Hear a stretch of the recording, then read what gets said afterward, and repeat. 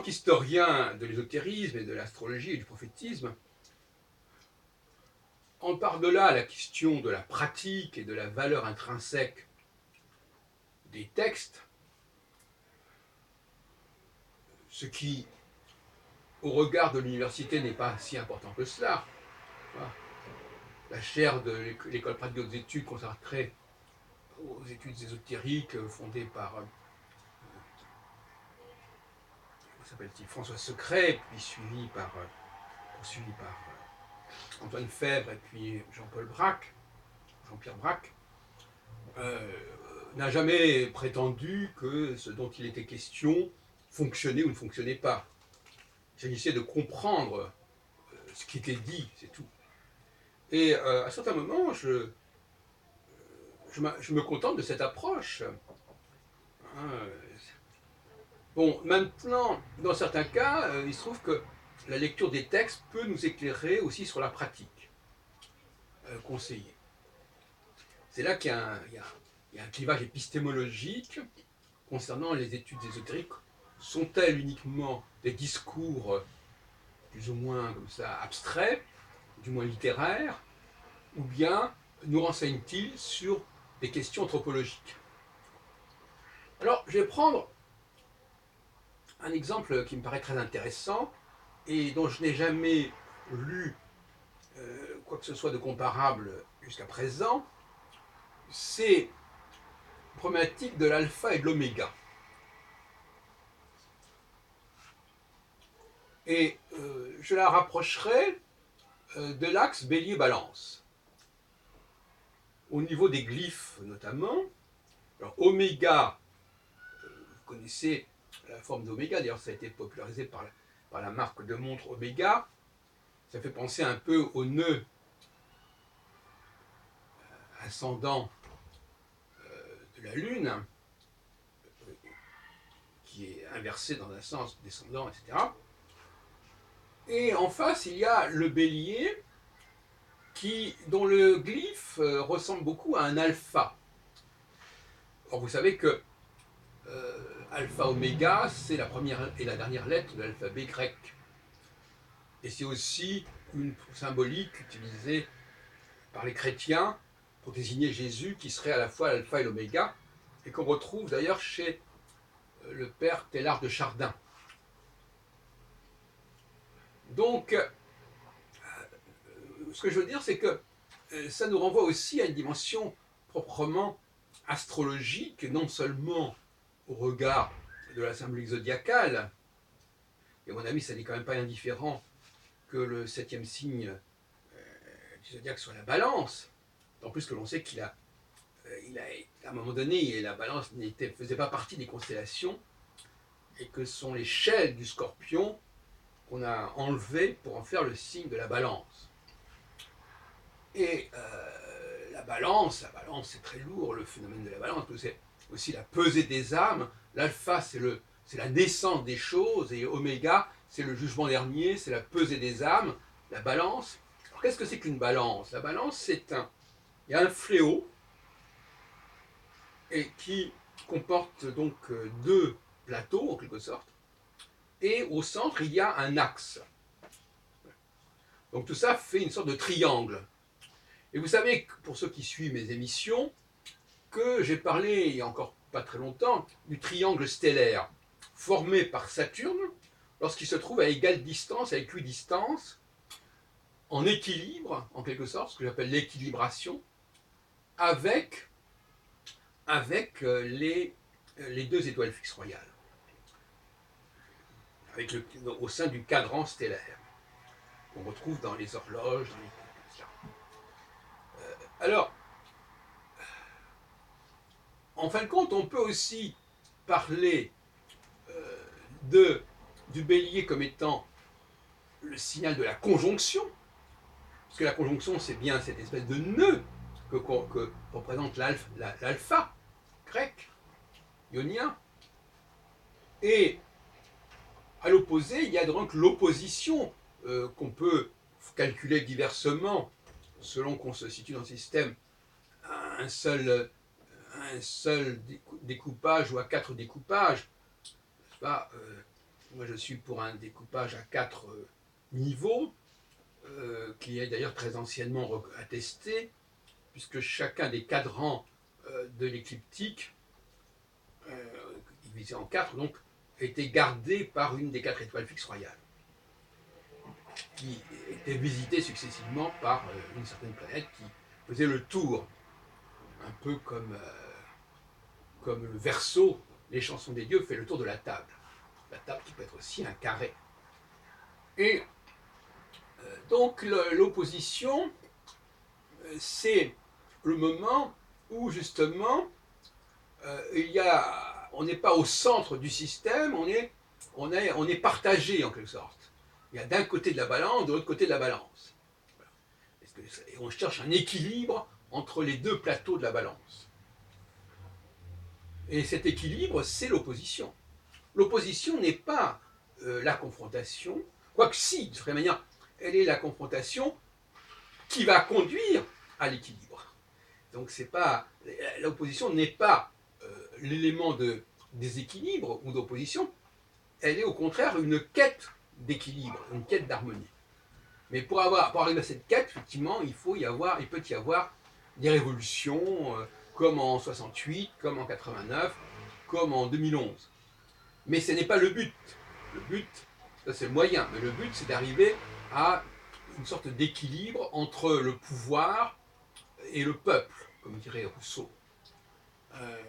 Entre, moi, ce que j'appelle l'homme et sa maisonnée. Bon. Et l'autre jour, je faisais une causerie sur le couple, et je disais que lorsqu'il y a conjonction, eh bien, le couple est fusionnel, en quelque sorte. C'est-à-dire qu'il ne fait qu'un. Il y a un côté fascisant dans la conjonction. Le mot fascisme venant du mot faisceau, tout ce qui vient converger. Donc la conjonction est un faisceau. Un faisceau. Et au début, les choses sont indifférenciées. En conjonction, on ne sait pas différencier les choses. La conjonction, c'est aussi la nouvelle lune, donc un peu l'obscurité par certains côtés. Et alors que l'opposition, c'est la pleine lune. Donc on a probablement souvent mal, en astrologie traditionnelle, mal défini l'opposition, il faut dire les choses comme elles sont. Et on a confondu les moyens et les fins de l'opposition. Et l'opposition, je préfère parler d'équilibre, ou d'équilibration, ou d'oméga, qui s'oppose au nœud. Le nœud, c'est l'alpha.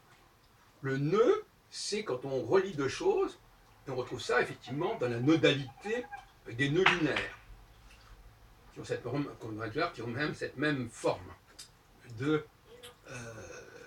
alors justement, c'est paradoxal, c'est que les nœuds lunaires ont la forme de l'oméga, alors qu'en réalité, ils correspondent à un nœud qui devrait avoir la forme de l'alpha. Bon, enfin bref, peu importe. Et donc, pour conclure cette petite causerie initiatique, et hermétique, ésotérique, effectivement, nous avons là une polarité évidente qui devrait relativiser singulièrement les autres aspects. En réalité, il n'y a que la conjonction et l'opposition. Si ce n'est que, quand on divise en 4, comme je l'ai dit tout à l'heure, le cercle, si on peut dire le cercle zodiacal, le cercle de l'écliptique, qui n'est pas vraiment un cercle d'ailleurs, bien entendu, on le sait notamment depuis Kepler. Quand on divise le cercle zodiacal en 4, qui regroupe un peu les disons 4 de la demification, à milieu du ciel, ascendant, descendant, fond du ciel, disons 4 des saisons, etc., eh bien, l'opposition elle-même doit être divisée en 4, voire même en 8. La conjonction se produira en réalité tous les 90 degrés, mais non pas tous les 360 degrés. Et donc l'opposition se produira avec un décalage de 45 degrés chaque fois, ce qui fait qu'on a en fin de compte des aspects intermédiaires de 45 degrés, 80 degrés, qui seront assimilables à la conjonction et à l'opposition. Les 80 degrés, d'ailleurs c'est ce qu'avait bien compris Hébertin avec sa cosmobiologie, qui considérait que tout ce qui était à 80 degrés était conjoint. Je vous renvoie à ces ouvrages dont un a été traduit par Henri Latou il y a déjà une trentaine d'années aux éditions du Rocher. Donc, 0 degré ou 80 degrés, c'est la même chose, c'est une conjonction. Et 45 degrés et 180 degrés, c'est également la même chose. Parce que 180 degrés, c'est la moitié de 360. 0 degré et 360, c'est la même chose. Donc voilà, donc on a effectivement les aspects comme cela, 0, 45, 90, 135 si on veut, et 180. Donc tous les 45 degrés, on a une division. Alors, ce qui nous ramène d'ailleurs à une division en 8. Cette division en 8, elle me paraît fondamentale, beaucoup plus intéressante sur le plan intellectuel et cognitif que la division en 12. Il faut quand même insister là-dessus, c'est pour ça que je suis d'accord avec les travaux de Patrice Guinard, qui nous a exposé il y a 5 ans à Paris, et qui ont été filmés, sur ce qu'on appelle l'octotopos. On retrouverait, d'après ce que j'ai entendu, dans le Manilius, l'octotopos, qu'on retrouve d'ailleurs aussi chez les Chinois, et qui est beaucoup plus pertinent, quelque part, que la division en 12. La division en 12 est une division qui est empruntée, qui est importée, qui est liée aux 12 rencontres solilunaires, qui, à mon avis, n'ont aucun intérêt du point de vue de l'astrologie, mais qui ont un intérêt du point de vue, effectivement, d'une astronomie populaire qui divise en 12 le cours de la Lune ou le cours du Soleil. On sait ce que ça a donné au niveau des médias avec les gens qui se disent sous tel et tel signe. Mais ça, c'est tout à fait regrettable, puisque pour moi, l'astrologie ne doit pas être divisée, ne doit pas utiliser des divisions en 12, mais des divisions en 2. Hein. Donc, en 2, qui sont à nouveau renouvelées 4 fois. 4 fois 2, 8. Donc, on coupe les saisons en 2, ce que font les Chinois, yin-yang, par exemple, ou yang-yin, comme on voudra. Et après, la nouvelle saison est également coupée en 2. C'est pour ça que la division cardinal fixum-tam ne me plaît pas, parce qu'en réalité, on devrait avoir le début du cadran correspondant à la conjonction, en quelque sorte, et le milieu du cadran correspondant à l'opposition, ce qu'on appelle l'opposition, ce qu'on a dit tout à l'heure, comme on peut être en réalité 45 degrés, tout comme la conjonction peut être à 80 degrés. Donc finalement, vous voyez bien que l'astrologie a un mode de fonctionnement, un mode de structuration, un mode de balisage de l'espace-temps qui n'est pas celui de l'astronomie, et c'est ce qui fait d'ailleurs sa spécificité, et il faut regretter qu'un certain nombre d'astrologues, que je ne nommerai pas, nous disent qu'il faut tout conformer dans l'astrologie sur l'astronomie, ce qui est totalement faux. Les intérêts, les enjeux de l'astronomie ne sont pas ceux de l'astrologie, et j'en donnerai pour preuve la question de la carte du ciel. La carte du ciel, qu'est-ce que c'est qu'une carte du ciel?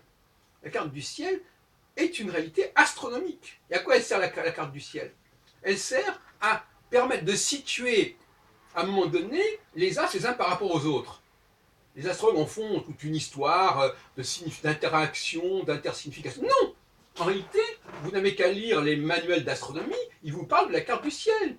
Il dit voilà, quand vous faites regarder le ciel, et puis vous voyez que telle planète est à tel endroit, que telle étoile est à tel endroit, on peut même utiliser des aspects pour ça, pour localiser, pour situer. Et d'ailleurs, tout le discours astronomique est au niveau métalinguistique et de l'ordre de la localisation. Pour pouvoir situer, il faut donner des noms aux planètes. Pour pouvoir situer, il faut donner des noms aux signes zodiacaux. Pour pouvoir situer, il faut faire une carte où tout est situé et tout est relié d'une certaine manière. Voilà donc des outils que les astronomes utilisent. Bon, des outils conventionnels d'ailleurs. Bon. Et les astrologues ont le tort de croire que ces outils sont significatifs au niveau astronomique, astrologique. Et c'est là leur grande erreur. Et j'espère qu'ils vont le comprendre très rapidement. Ils s'excitent sur le nom des planètes, des signes, alors que ce sont des signes complètement arbitraires. Et je l'ai dit encore l'autre jour, à savoir que on voit bien que les astronomes se moquent totalement de cette symbolique qu'ils véhiculent. On sait bien que dans l'état de délabrement de la symbolique zodiacale, qui ne correspond plus à rien du tout, si vous êtes capable de me donner les sources du système zodiacal au niveau symbolique, au niveau iconographique, je vous félicite. Si vous allez chercher ces sources, effectivement, dans les almanachs, dans les trésors du duc de Berry, vous verrez qu'entre les scènes représentées dans les almanachs et les signes zodiacaux, il n'y a pas un grand rapport. Dans quelques cas, on voit une vague connexion. On voit bien que c'est complètement décalé. Et concernant la mythologie, pourquoi on a oublié dans le septénaire Neptune, Pluton et surtout Cérès, alors qu'on a mis Mars et Vénus? Pourquoi? On voit bien que là encore, on s'en fout complètement. Les astronomes mettent des noms, ils prennent des noms, on pourrait même dire, voilà, ils mettent des noms dans un chapeau, et puis ils tirent quelques noms, ils disent, tiens, ben on va s'appeler comme ceci, comme cela. Les astrologues se ridiculisent totalement en prenant au sérieux des significations zodiacales qui sont complètement frelatées et qui ne veulent plus rien dire, et qui n'ont plus que de sens, et des significations mythologiques qui ont été fixées complètement aléatoirement. C'est un scandale. Et alors cette carte du ciel, dont ils font tout un potage, et qui ne veut rien dire en dehors de la capacité. Et alors justement, ce qui est assez amusant, c'est que la carte du ciel sert à l'astronome pour regarder le ciel, pour s'y retrouver dans le ciel, pour se situer dans le ciel, et pour les astrologues qui ne regardent absolument pas le ciel, elle est censée permettre de comprendre le psychisme de la personne. C'est n'importe quoi.